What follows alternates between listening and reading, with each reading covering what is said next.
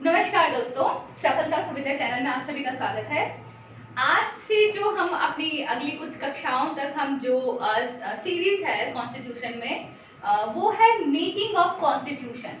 Making of constitution, constitution का निर्माण किस प्रकार से हुआ, किसी एक पर्टिकुलर लेक्चर में उसे कंप्लीट करना it is really a difficult task. So we are going to start with this lecture number 1। इसका जो सीरीज है, इसका जो मेकिंग का पार्ट 1 है, उससे हम स्टार्ट कर रहे हैं। तो सबसे पहले जब हम कॉन्स्टिट्यूशन की बात करते हैं कि whenever we are talking about constitution, तो कॉन्स्टिट्यूशन के लिए आपको जो कुछ चीजें याद रखनी होगी कि कॉन्स्टिट्यूशन क्या है। कॉन्स्टिट्यूशन है एक डॉक्यूमेंट है, जैसा कि कल हमने देखा था कॉन्स्टिट्यूशन एक डॉक्यूमेंट है। वो डॉक्यूमेंट क्या कंसिस्ट करता है, ये बना किससे है, क्या इसमें आखिर इसका सब्जेक्ट मैटर क्या है। तो पहली चीज जो कॉन्स्टिट्यूशन है, द कॉन्स्टिट्यूशन ऑफ इंडिया, इसका ज्यूरिसडिक्शन पूरा भारत है, पूरे भारत में ये एप्लीकेबल है।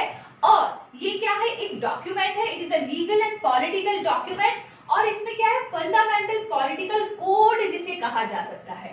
क्या कह सकते हैं इसे, फंडामेंटल पॉलिटिकल कोड। किसी भी राष्ट्र के लिए, किसी जो सुप्रीम लॉ है उसके लिए ये आवश्यक है। और ये जैसा कि ऑलरेडी मैंने यहाँ पर मेंशन किया हुआ है कि it is the supreme law of India.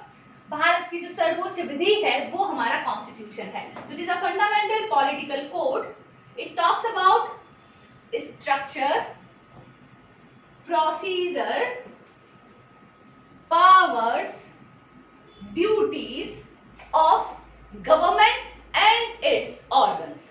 तो सरकार और जो सरकार के विभिन्न अंग हैं पूरे भारत में, विभिन्न राज्यों में, उनके स्ट्रक्चर की, उनकी पावर्स की, उनकी ड्यूटीज की, प्रोसीजर की बात करता है जिससे कि उन्हें चुना जाता है। तो every matter is discussed in the constitution which is the fundamental political code. Okay, इसके अलावा हमारे कॉन्स्टिट्यूशन में क्या है, इसके अलावा हमारे कॉन्स्टिट्यूशन में है फंडामेंटल राइट्स।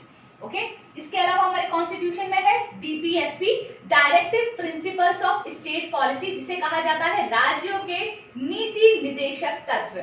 ओके, तो नीति निर्देशक तत्वों के अलावा इसमें है फंडामेंटल ड्यूटी, जिसे बाद में अमेंड किया गया। अभी तो लेटेस्ट अमेंडमेंट आया है ना दोस्तों, वो आया है 25 जनवरी 2020 को, इसे आपको याद रखना होगा।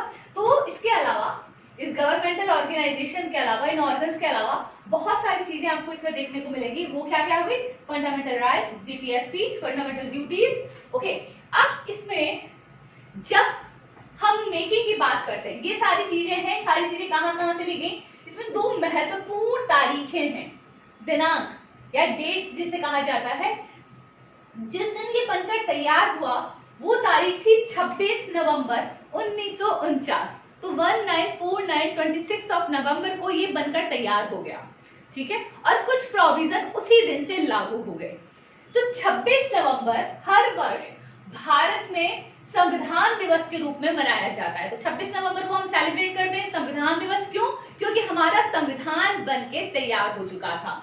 दूसरा है कि इफेक्टिव कब से हुआ, date of effectiveness of our Indian constitution, ये प्रभाव में आया था 26 जनवरी को, 26 जनवरी 1950 को, यानी बनने के 2 महीने बाद ये पूरे भारत में प्रभाव में आया। ओके, अब इसमें कितनी ब्रांचेज, हमने कहा ना गवर्नमेंट की बात कर रहे हैं हम, ऑर्गन्स की बात कर रहे हैं, प्रोसीजर स्ट्रक्चर की बात कर रहे हैं, तो किसका स्ट्रक्चर ऑर्गन्स में आता कौन कौन है। तो अगर हम इसके बहुत सारी जो शाखाएं हैं, we are talking about the branches of constitution of India, तो 3 हैं मुख्य। First executive, second legislature and third judiciary. तो इनको बनाने से लेकर, इनकी स्थापना से लेकर इनके चुनाव तक की सारी बात किसमें की गई है, हमारे कॉन्स्टिट्यूशन में की गई है। अब आपको एक महत्वपूर्ण बात याद रखनी है, इसमें 2 चैम्बर्स हैं, राज्यसभा और लोकसभा, जिसे हम राष्ट्रीय स्तर पर कह सकते हैं, सेंट्रल गवर्नमेंट के पार्ट कह सकते हैं। और जिस समय कॉन्स्टिट्यूशन हमारा तैयार हुआ, बन के तैयार हुआ, तो उस समय 284 सिग्नेटरीज थी कि 284 सदस्यों ने इस पर हस्ताक्षर किए थे। तो मेकिंग ऑफ कॉन्स्टिट्यूशन का पार्ट 1 में इतना ही। अगली क्लास में हम इसमें जो बहुत सी कमेटीज थी, जैसे कि ड्राफ्टिंग कमेटी थी, ड्राफ्टिंग कमेटी के अध्यक्ष डॉक्टर बी.आर. अम्बेडकर थे। तो भारत के संविधान के निर्माण में उनका काफी योगदान माना जाता है। तो इस प्रकार से हम अगला जो मेकिंग ऑफ कॉन्स्टिट्यूशन का पार्ट 2 है, उसमें हम उन विभिन्न कमेटीज के बारे में पढ़ेंगे ठीक है, कि कितनी कमेटीज थी, उनके सदस्य कौन कौन थे और कॉन्स्टिट्यूएंट असेंबली का निर्माण कैसे हुआ। तो अपनी आगे वाली कक्षाओं में हम उन सब चीजों के बारे में पढ़ेंगे। बने रहिए हमारे साथ सफलता सुविधा में। Thank you so much.